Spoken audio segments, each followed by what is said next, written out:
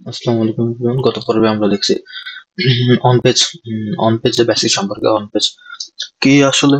And আজকের পর্বে আমরা অন পেজ নিয়ে ডিটেলস আলোচনা করবো যে ওয়েবসাইটে অন পেজ কিভাবে করে, এন্ড ওয়েবসাইটে আপনার কন্টেন্টটা কিভাবে পাবলিশ করতে হয়।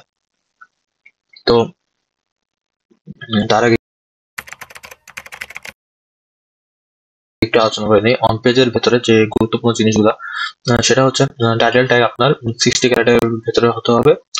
টাইটেল ট্যাগের ভেতরে, টাইটেলটার ভেতরে আপনার মেইন কিওয়ার্ডটা, ফোকাস কিওয়ার্ডটা রাখতে হবে, এন্ড মেটা ডেসক্রিপশনের ভেতরেও ফোকাস কিওয়ার্ডটা রাখতে হবে। তারপর ইউআরএল স্ট্রাকচারটা আপনার ইউআরএল এর ভেতরে ফোকাস কিওয়ার্ড রাখা লাগবে। এরপর কিওয়ার্ড অপটিমাইজেশন, কিওয়ার্ড যেন পরিপূর্ণ পায়, যেমন কিওয়ার্ড স্টাফিং করা যাবে না। আপনার একটি কিওয়ার্ড বেশি পরিমাণে আপনার কন্টেন্টের ভেতরে পাবলিশ করা যাবে না। এরপর হচ্ছে কন্টেন্ট কোয়ালিটি। এরপর হচ্ছে ইমেজ অপটিমাইজেশন, অল্টার টেক্সট। একটা ওয়েবসাইটের ভেতরে অল্টার টেক্সট ইউজ করা হয়।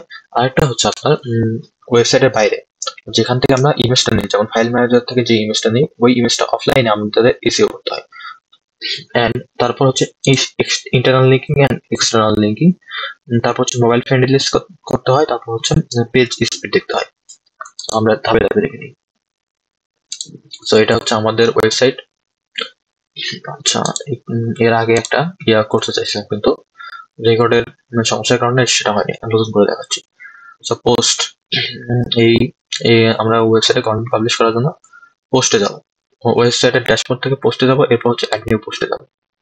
অ্যাড নিউ পোস্টে গিয়ে আমাদের এখানে টাইটেল দিতে হবে, টাইটেল দেওয়া লাগবে, অ্যান্ড এখানে আমাদের কন্টেন্টটা দিতে হবে, কন্টেন্ট দেওয়া লাগবে, অ্যান্ড এখানে র্যাঙ্ক ম্যাথ এসইও আপনাকে স্কোর দেখাবে। স্কোরটা আপনারা এখান থেকে দেখতে পারবেন।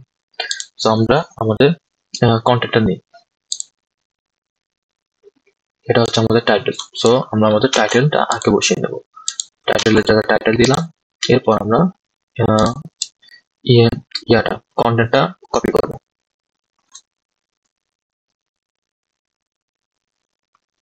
কপি করে নিয়ে আমরা এখানে পেস্ট করব। এখানে ইমেজটা পেস্ট হবে না, ইমেজটা আমাকে ম্যানুয়ালি নিয়ে আসতে হবে। সো এই লাইনের পরে একটা ইমেজ আছে, এখানে এই ইমেজটা আছে। সো এই ইমেজটা নিয়ে আসার জন্য এখানে ক্লিক করে অ্যাড নিউ, যেখানে ইমেজ নিয়ে আসবেন সেখানে অ্যাড নিউ। অ্যান্ড এই ইমেজটা আমি ইমপ্লিমেন্ট করছি। আপনারা কিভাবে ইমপ্লিমেন্ট করবেন, এখানে আপলোড ফাইলে যাবেন। আপলোড ফাইলে গিয়ে সিলেক্ট ফাইল দেবেন। সিলেক্ট ফাইল দিয়ে যেইখান থেকে আপনার ফাইল ম্যানেজারের, কম্পিউটারের ফাইল ম্যানেজারের যেখান থেকে আপনার ইমেজটা আছে, সেই ইমেজটা সিলেক্ট করে নিয়ে ওপেন দিবেন। ওপেন দিলে আপনার ইমেজটা হয়ে আসবে। তারপর ভিডিও ফাইলে এই ইমেজটা পাবেন। তো আমরা ইমেজটা করি। সো ইমেজ সিলেক্ট করার পরে এখানে দেখুন একটা আছে টাইটেল। আমরা title and alter text. So আমরা টাইটেলটা দেবো, এন্ড অল্টার টেক্সটে আমরা কিওয়ার্ডটা দিয়ে দেবো যে আমাদের ইমেজটা কোন রিলেটেড। সো আমরা ই কমার্স এসইও বেস্ট প্র্যাকটিস দিতে পারি, অথবা ই কমার্স এসইও দিতে পারি। এখানে কি হয়, অল্টার টেক্সট দ্বারা আসলে কি বোঝা, অল্টার টেক্সট দ্বারা আসলে বোঝা আপনি যদি ই কমার্স এসইও লিখে যখন সার্চ দিবেন, সার্চ দেওয়ার পরে এখানে অল রেজাল্টের সাইডে যে ইমেজটা আসে, এখানে যদি দেখাই অল রেজাল্ট সাইডে এইখানে একটা ইমেজ আসে, এই ইমেজ। সো এই ইমেজে ক্লিক করার পর দেখবেন আপনার ইমেজ দেওয়া আছে।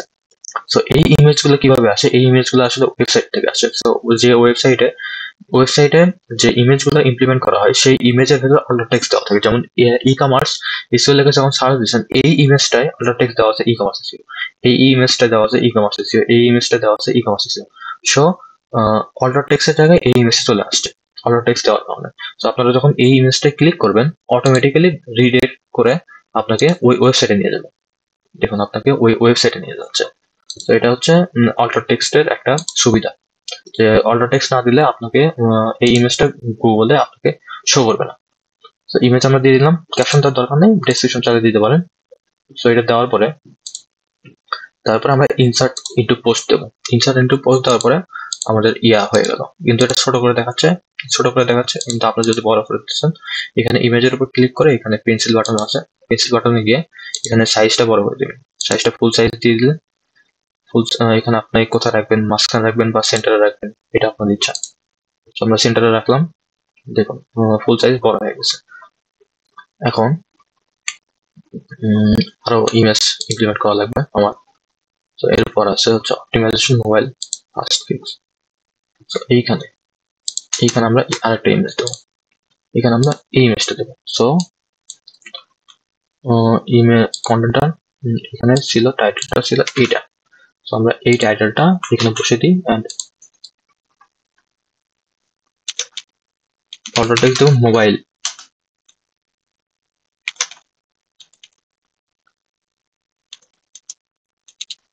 কন্টেন্ট রিলেটেড অল্প টেক্সট দিবেন, যাতে মানুষ যদি ওই কন্টেন্টটা লিখে সার্চ দেয় তাহলে যে ইমেজটা পাবে সেই ইমেজটা যেন পায় সে। ওকে, আমি এটা মাঝখানে করে দিই সেন্টার। ওকে, এরপর আমরা use content clustering internal linking এর পরে দুইটা কন্টেন্টের পরে আপনার ইয়েটা দেওয়া লাগবে। ওকে, এইখানে আমার ইয়েটা দেওয়া লাগবে। সো এইখানে আমরা কন্টেন্টটা দেব। এটা হচ্ছে ইমেজ ওয়েবসাইট থেকে আমরা এসিও করতেছি, কিন্তু আরেকটা ভাবে এসিও করা হয়, সেটা হচ্ছে আপনার ইমেজ আরেকটা ভাবে এসিও করা হয়, সেটা এটার বাইরে, ওয়েবসাইটের বাইরে থেকে এসিও করতে হয়। সেন্টার দিব। ওকে, এরপর আসে হচ্ছে এটা দেওয়ার পরে ইমপ্লিমেন্ট অ্যাডভান্স স্ট্রাকচারাল ডাটা। এইখানে আমরা একটা ইমেজ দিয়ে নেব, আমাদের এই ইমেজটা দিয়ে নেব। সো এটা হচ্ছে আমার ইমেজের title, structural data. Okay, and ইমেজটা আমরা বড় করে নিই, ফুল সাইজ করে নিই। ওকে, এটা হচ্ছে আমাদের ইমেজ, এখানে আমরা ইমেজ রাখলাম। এরকম ইমেজটা ওয়েবসাইটে এসিও করা আছে হয়েছে, কিন্তু আমরা এর থেকেও ভালো, যখন ইমেজটা আমরা ইমপ্লিমেন্ট করবো এর আগে আমরা অফলাইনে এসিও করবো। সো আগামী পর্বে হয়তো ইউএসটি এসিও দিয়ে এসিও করা দেখবো। আজকে আমরা র্যাঙ্ক ম্যাথ দিয়ে দেখবো, এরপরে আগামী পর্বে আমরা ইউএসটি এসিও দিয়ে দেখবো। এরপরে আমরা ইমেজটা এসিও করা দেখবো, ইমেজটা অফলাইনে কিভাবে এসিও করা। সো আমাদের কন্টেন্ট পাবলিশ, কন্টেন্টের কাজটা কন্টেন্টটা আমরা ওয়েবসাইটে ইমপ্লিমেন্ট করার পরে এখন আমরা অন পেজ করব। এখন দেখুন, আমাদের অন পেজের ভেতরে আছে ইউআরএলটা ঠিক করতে হবে। আপনাদের ইমেজ ঠিক আছে, কন্টেন্ট ঠিক আছে, এরপর আপনাদের ইউআরএল ঠিক করতে হবে। ইউআরএল ঠিক করার আগে আমরা ইয়াটা বসে নিই, আমাদের মেইন কিওয়ার্ড হচ্ছে আমরা ই কমার্স এসিও ধরছি, আমাদের মেইন কিওয়ার্ডটা বসিয়ে নেব।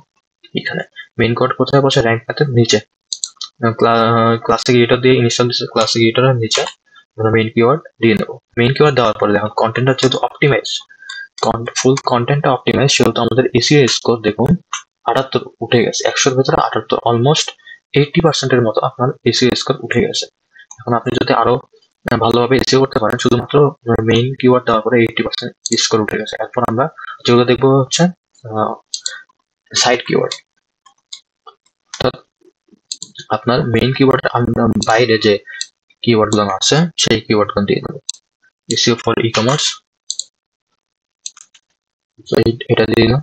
দেওয়ার পরে আরো যে কিওয়ার্ড গুলো আছে যেগুলো আটে, ই কমার্স এসইও স্ট্র্যাটেজি, এগুলো দিয়ে দিলাম, যেগুলো আটে সর্বোচ্চ 5টার মতো আটে।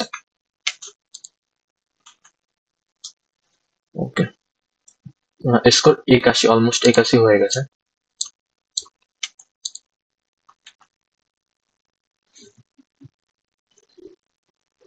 আরো যতগুলা থাকে আপনারা এগুলো দিয়ে নেবেন আমাদের কন্টেন্টে। হ্যাঁ, সর্বোচ্চ 5টাই দেওয়া যায়। তো এখন আমাদের অলমোস্ট 81 স্কোর হয়ে গেছে। এখন আমরা কি করব? এখন এখানে র্যাঙ্ক ম্যাথের নিচে এসে দেখবেন যে আপনার কি দেওয়া আছে। দেখেন হুররে ফোকাসিং কিওয়ার্ডটা টাইটেলে দেওয়া আছে, ফোকাসিং কিওয়ার্ড আমরা এখানে বসালাম এন্ড টাইটেলে দেওয়া আছে। এন্ড এসিও মেটা ডেসক্রিপশন আমরা কোথায় থেকে দেখবো? মেটা ডেসক্রিপশন দেখবো আমরা র্যাঙ্ক ম্যাথে, যে আপনার কন্টেন্টের ক্লাসিক এডিটরের নিচে দেখবেন যে র্যাঙ্ক ম্যাথ এসিও একটা ইয়ে আছে। আমরা এডিট স্নিপেটে যাবেন। এডিট স্নিপেটে গেলে আপনারা এইখানে আপনাদের টাইটেল দেখতে পারবেন। এটার মানে হচ্ছে আপনার টাইটেলটা হুবহু টাইটেলের মতো আছে। আপনারা এইটা রাখতে পারেন, অথবা কেটে দিয়ে পার্সেন্টেজ যেহেতু দেওয়া আছে, পার্সেন্টেজ মানে হচ্ছে হুবহু ওই টাইটেলটাই থাকবে, আপনি যে টাইটেলটা বসাইছেন। আপনারা এই টাইটেলটা কেটে দিয়ে এই টাইটেল, এখানে টাইটেল জায়গায় টাইটেল রাখতে পারেন। তারপর আমরা মেটা ডেসক্রিপশনের জায়গায় ডেসক্রিপশনটা বসিয়ে দিই। আচ্ছা, এটা পার্মানেন্ট লিঙ্ক। পার্মালিঙ্ক মানে হচ্ছে ইউআরএল। সো পার্মালিঙ্কটা বেশি হয়ে গেছে, আমাদের দেখাচ্ছে এখানে 75 কিওয়ার্ডের মধ্যে থাকলে ভালো হয়। সো আমরা কি করব, 75 কিওয়ার্ডের মধ্যে থাকলে যেহেতু ভালো হয় বলছে, সেহেতু আমরা ইয়ার রেখে দিই।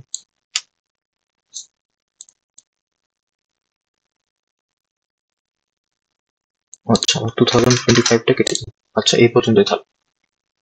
মেটা ডেসক্রিপশনের জায়গায় মেটা ডেসক্রিপশন বসে গেছে। ওকে, এখন আপনার কি বলতেছে, ফোকাসিং কিওয়ার্ডটা ইউআরএল এর ভিতরেও আছে। কিওয়ার্ড অ্যাপিয়ারেন্স, লং, আপনার আর কি কি যেগুলো বাকি আছে সেগুলা হচ্ছে কিওয়ার্ডটা 83 ক্যারেক্টারে হয়ে গেছে। যদি আরেকটু ছোট করা যায় সেটাও ভালো হতো। কিওয়ার্ড ডেন্সিটি, দেখো আপনার কিওয়ার্ড ক্লাস্টারিং যদি বেশি হয়, আপনার কিওয়ার্ডটা মেইন কিওয়ার্ডটা যদি ফোকাস কিওয়ার্ডটা যদি কন্টেন্টের ভিতরে বেশি বসে, তখন আমাদের এখানে দেখা যাবে কিওয়ার্ড ডেন্সিটি অনেক বেশি হচ্ছে, সেক্ষেত্রে আপনাদের কম করতে বলবে। ফোকাসিং কিওয়ার্ডটা কন্টেন্টে 11 বার রাখা হয়েছে। এরপর আপনাদের বলতেছে এখানে এত আউটবাউন্ড লিঙ্ক হচ্ছে এক্সটার্নাল লিঙ্ক, অর্থাৎ আপনার ওয়েবসাইটের এই কন্টেন্ট থেকে একটা অন্য কোনো ওয়েবসাইট আপনার আউটবাউন্ড লিঙ্ক পাবে। সো আউটবাউন্ড লিঙ্ক কিভাবে দেয় যদি দেখাই আমি, সেটা হচ্ছে ধরুন আপনি একটা টেক্সটের উপর একটা লিঙ্ক বসাবেন। সো ধরুন এসইও বেস্ট প্র্যাকটিসেস অথবা ই কমার্স এসইও। সো ই কমার্স এসইও অথবা এসইও যেটাই ধরি, তো এসইও এর উপর এসইও আপনি সিলেক্ট করে নেন, এইখানে এইটুকু টেক্সট সিলেক্ট করে নেওয়ার পর এইখানে যাবেন লিঙ্ক, এইখানে আপনি ক্লিক করবেন, ক্লিক করার পরে এইখানে একটা লিঙ্ক দিতে হবে। তো আমরা আমাদের ওয়েবসাইটের লিঙ্কটা দিই। এখানে আমার সার্ভিস পেজে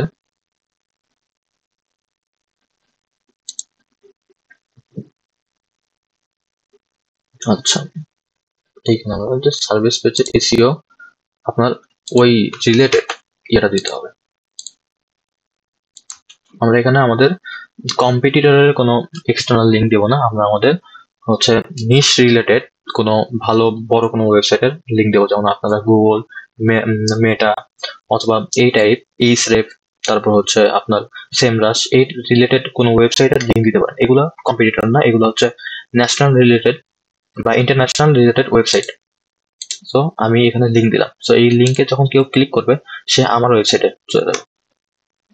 তো এইখানে আরেকটা ইয়ে করা যায়, সেটিংস থেকে আরেকটা করা যায় যে ওপেন লিঙ্কে নিউ ট্যাব। যখন আমার এই লিঙ্কে কেউ ক্লিক করবে তো তার জন্য একটা নিউ ট্যাব ক্রিয়েট হবে।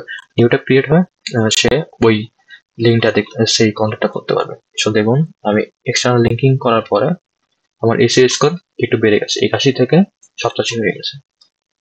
এন্ড এইখানে দেখাচ্ছে যে আপনার এক্সটার্নাল লিঙ্কিংটা করা হয়েছে, তারপর আপনার ইন্টারনাল লিঙ্কিং নেই।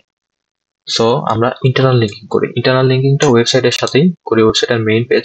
যেহেতু আমাদের কোনো পেজ করা নাই সেহেতু আমরা মেইন পেজকে ধরে একটা ইন্টারনাল লিঙ্কিং করে দিই। তো আপনারা ওই যে লিঙ্কটা যে পেজের আন্ডারে করবেন, ওয়েবসাইটের যে পেজের আন্ডারে করবেন সেই পেজটা রিলেটেড রাখার চেষ্টা করবেন। এখানে আমরা এসইওর উপরেই করি, যেহেতু আমাদের কোনো পেজ নাই আপাতত ওয়েবসাইটের ভিতরে। সো ইন্টারনাল লিঙ্কিং করার পর দেখুন আমাদের এসইও স্কোরটা 91 হয়ে গেছে। অলমোস্ট আমাদের এসইও স্কোর 91 হয়ে গেছে।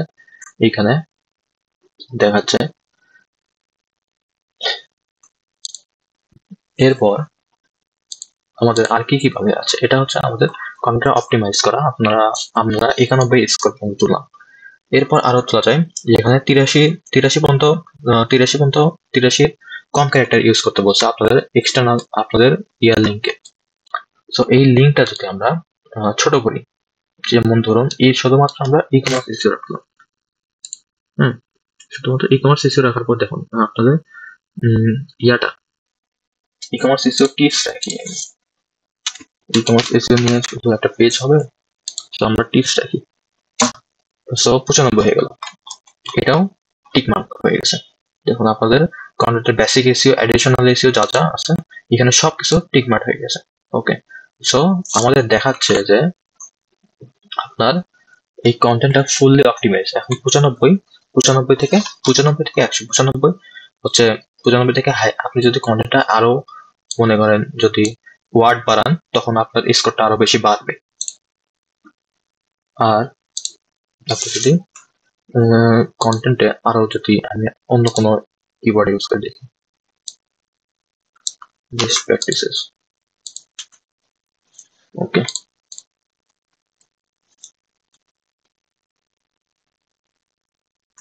ওকে, আমার ওয়েবসাইটের কন্টেন্টে এসইও স্কোর দেখাচ্ছে 95 র্যাঙ্ক ম্যাথে।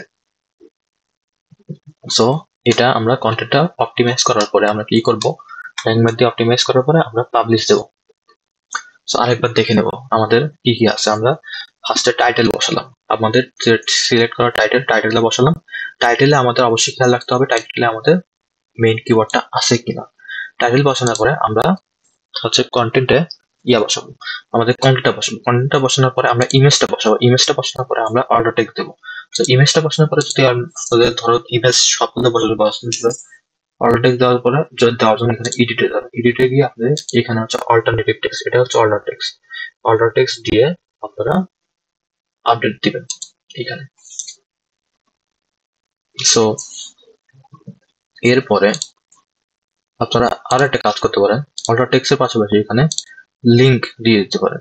যে ইমেজটায় যদি কেউ ক্লিক করে, মানে হচ্ছে আপনার মানে ইমেজটা যদি কেউ ডাউনলোড দিতে চায় অথবা কেউ যদি লিংক কপি করতে চায়, আপনার ওয়েবসাইটের লিংকটা কপি হবে বা ওই ইয়াটা হবে, মানে লিংকটা যদি কেউ ক্লিক করে অথবা ওয়েবসাইটের যদি কেউ ক্লিক করতে চায়, সেহেতু এখানে একটা লিংক ক্রিয়েট হবে। তো এর মাধ্যমে একটা লিংক পাওয়া যায়। তো আপনি এখানে লিংক দিতে পারেন অথবা টান দিতে পারেন এরকম। এরপরে আমরা আমাদের কন্টেন্টটায় এসইও 95% হয়ে গেছে। আমরা এখন পাবলিশ দিই। পাবলিশ দেওয়ার পর আমরা দেখবো যে কন্টেন্টটা কেমন দেখাচ্ছে। আমাদের ওয়েবসাইটের কন্টেন্টটা পাবলিশ দেওয়া হয়ে গেছে। পাবলিশ দেওয়ার পরে আমরা এখানে প্রিভিউ দেখতে পারি। প্রিভিউ এসইও স্কোর 90 হয়ে গেছে পাবলিশ দেওয়ার পর। আরো কিছু বাকি আছে, use AI optimise. So SEO score 95 এটা হয়। এরপরে আমরা প্রিভিউ দেখতে পারি আমাদের কন্টেন্টটা কেমন দেখাচ্ছে। আমাদের যেহেতু এলিমেন্টরতে ডিজাইন করা নাই, সেহেতু আমাদের কন্টেন্টটা এরকম বাই ডিফল্ট এরকম দেখাচ্ছে। যদি আমাদের এলিমেন্টর দিয়ে পেজটা ডিজাইন করা থাকবে, যেমন আমার পেজ, আমার ওয়েবসাইটের ব্লগ গুলা ডিজাইন করা, আমার এলিমেন্টর দিয়ে ডিজাইন করা, দিয়ে ডিজাইন করছি আমরা রয়্যাল ম্যাথ এলিমেন্টর দিয়ে, আমরা পেজ বিল্ডার দিয়ে ডিজাইন করছি। যেমন আমি যে কোনো পোস্ট যখন দিয়ে পোস্ট করি, ক্লাসিক এটা দিয়ে পোস্ট করি, অটোমেটিক্যালি এই ডিজাইনের হয়ে যায়। এখানে আমার পরিচয় দেওয়া আছে, এখানে আমার কন্টেন্টের Facebook ID link, LinkedIn, YouTube দেওয়া আছে আমার কন্টেন্টে এরকম। ওকে, এখানে আমরা কমেন্ট বক্স রাখছি। সো এটা আমরা এডিটের জন্য এটা আমরা দিয়ে করতে পারি। যে কোনো পোস্ট অটোমেটিক্যালি এরকম হয়ে যাবে। এটা আমরা রয়্যাল ম্যাথ এলিমেন্টর দিয়ে করতে পারি। সো এটার জন্য আলাদাভাবে ওয়ার্ডপ্রেসের একটা কোর্স লঞ্চ করা হবে, সেখানে ফুল ওয়ার্ডপ্রেস শেখা থেকে শুরু করে ওয়ার্ডপ্রেস ডেভেলপমেন্ট, যে ওয়ার্ডপ্রেস ডিজাইন কিভাবে করে, একটা ওয়েবসাইট কিভাবে ডিজাইন করে, কিভাবে লঞ্চ করে, কিভাবে ডোমেইন হোস্টিং কার্ড করতে হয়, সেটা নিয়ে আলাদা একটা সিলেক্ট করা হবে। তারপর আপনারা এখানে যে পোস্ট দিলেন এই পোস্টের ক্যাটাগরি সিলেক্ট করতে পারেন, যে প্রতিবার পোস্টে আপনাদের ক্যাটাগরি সিলেক্ট করে দিলেও হয় না দিলেও হয়। এখানে আপনারা ক্যাটাগরি সিলেক্ট করে দিতে পারেন। অ্যাড নিউ ক্যাটাগরি দিয়ে এখানে আপনারা ক্যাটাগরি দিতে পারেন যে টিপস, এসইও টিপস দিয়ে একটা ক্যাটাগরি সিলেক্ট করে দিতে পারেন, যে ক্যাটাগরি আন্ডারে আমার এই পোস্টটা যাবে। তখন আপনাদের মনে থাকবে যে ওর ক্যাটাগরি আন্ডারে এই পোস্টটা ছিল এরকম। সো আপডেট দিলাম কন্টেন্ট পাবলিশ করার পর। তো আজকের পর আমরা দেখলাম যে র‍্যাক ম্যাপ দিয়ে কিভাবে এসইও করে এন্ড ওয়েবসাইটে কন্টেন্ট কিভাবে আপলোড করে। এন্ড হয়তো আগামী পর্বে আমরা দেখবো ইউজড এসইও দিয়ে আমরা কিভাবে এসইও করতে পারি। এরপর হয়তো আরো সামনে আরো পর্ব আসবে। তো